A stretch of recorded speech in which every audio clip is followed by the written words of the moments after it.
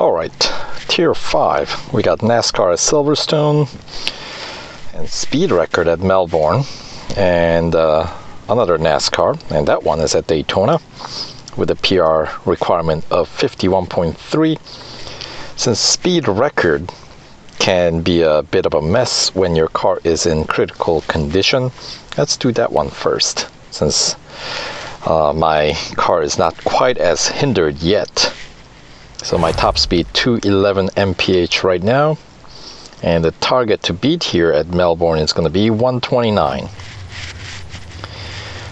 And the section to set that speed, I think it's right after the corner that comes after the tunnel, right? So if that becomes a challenge, of course you can always turn around at the beginning and use this main straight as a spot to set your speed, and sometimes you can set it here as well, but typically the better spot is right here, heading in through that I guess not quite tunnel as much as it is a kind of a overbridge. So easily setting that top speed, and then we can actually do a relatively clean race as well here. Let's bring it on home.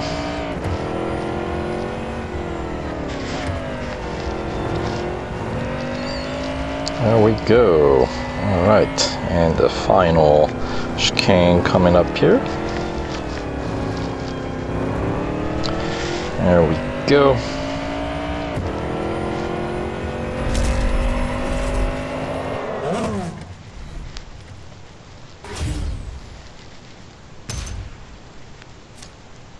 Off-track penalty. Now that takes some skill to go off-track at Melbourne, doesn't it? How did I pull that one off? I have no idea, but apparently I did somehow. All right. So that's that, and now of course the car's performance is a bit more significantly hindered. So you know what? Before it's completely solidly in red, let's do the Daytona one. This way we can at least get a sense of how long it kind of takes, right? Because Indianapolis took like 45 seconds, a little bit under 45 seconds, right? And of course we know Richmond takes about 20 seconds or under if you're racing properly, but you know, just round it off to about 20 seconds per lap. And then Daytona, I didn't expect it would take any longer than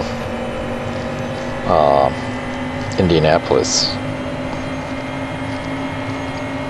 but here we go. Take the inside, and then we'll come out ahead, and then get some slipstreaming going just for a tiny bit. And of course lap 1 we got the rolling start, so not exactly the best representation of the lap time. So of course this one with the banked turns can pretty much go flat out on these NASCARs. So I know maybe tilt A control is more desirable for these races, just simply because you know, your thumb gets tired otherwise, you know what I mean? And these are long races with high lap counts, so something to consider. We'll see. Alright, so 30 seconds on the second checkpoint, so that would land me about the same amount of time as Indianapolis, wouldn't it? 15 seconds per checkpoint. And of course I am running in red, so I guess Indianapolis and Daytona, fairly similar lap time in terms of how long it would take to do a lap. This one probably a little bit faster, and also the fact that you can go flat out a little bit more easier here. I don't know, can you do flat out at Indianapolis? I couldn't do it with the Camry because it just would slip out. You had to actually do some actual driving instead of just like going all lead foot, you know. So let's see, 44, 45, and yep. So that's about how long it takes for a lap with a slightly hindered performance from this Camaro here. Check out how our opponents are doing.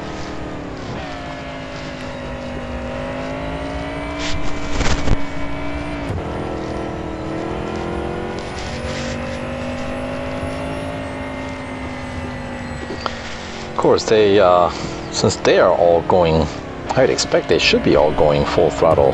Well, I don't think they do around the corners. At least not when they're racing against me. But they do close in on that gap pretty quickly. So there we go. Alright, gotta be careful not to get pitted over here. Keeping behind. And there we go. Alright, quick 4-lapper.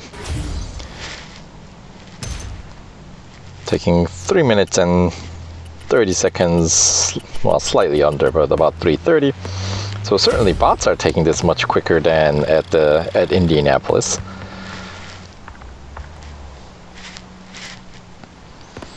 All right, so that's good. And now the car is solidly in critical condition.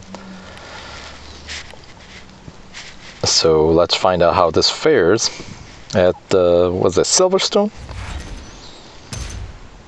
So kind of shuffling the order of races here in Tier 5, but that's okay. Sometimes you got to pick out the races, the order of races smartly, right?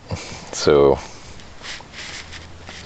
like when you're running through, let's say, stuff like exclusive series, right, where you have every tier already unlocked to begin with, there's no unlocking involved. The way I like to take it is get through all the quick ones first, like speed snaps and autocrosses, because you can get quite a few of those done very quickly, and leave the longer ones, well, it's like a 3 tiers, right? The short tier would be speed snap and autocross, because obviously you don't ever do a full lap there. So those I like to get done quickly first, and then the medium length races are like elimination or speed record, right? So speed record, of course, takes a full lap, and eliminations, depending on the track, but most of them typically you do have to run more than a single lap if you're just like regular racing without playing any roadblocks, right? So I consider that kind of a medium length race, which I would go through in the second group of races. And the endurance race is kind of a funky one, because depending on your friends, you could end up with a really long one, sometimes near impossible distance to beat, or other times it can be very short. So that's kind of a little bit of a X factor there, if you will. But then I'll reserve all the long cup races for the last. So by the time you have only cup races and some maybe handful of endurance races left in your exclusive series, you should have at least 50% on your series completion done, which is kind of nice quick way to, collect some of that gold rewards back, right? And then just take your time with those remaining cup races, and before you know it, you will be through with those. So yeah, I might maybe I'll do a run through of those once I win this last of the 2019 season NASCAR here in a matter of, I guess, couple of days time.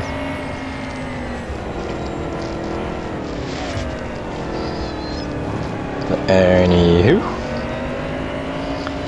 alright, so I'm getting some national circuit races in these non-NASCAR circuits. Like Silverstone, we had Catalunya and Brands Hatch, and of course Suzuka. So that is that's nice to expand where we race, right?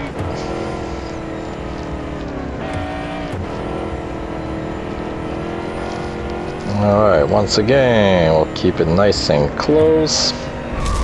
There we go.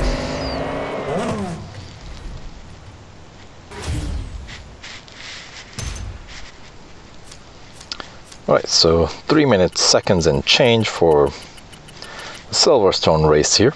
So a little quicker than the Daytona one.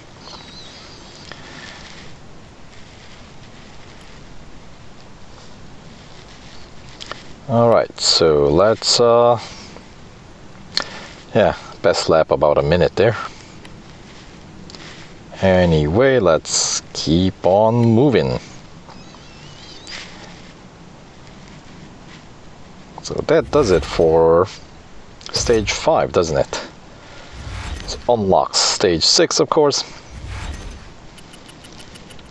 and get a few racing dollars for the effort, and we'll see you in tier 6.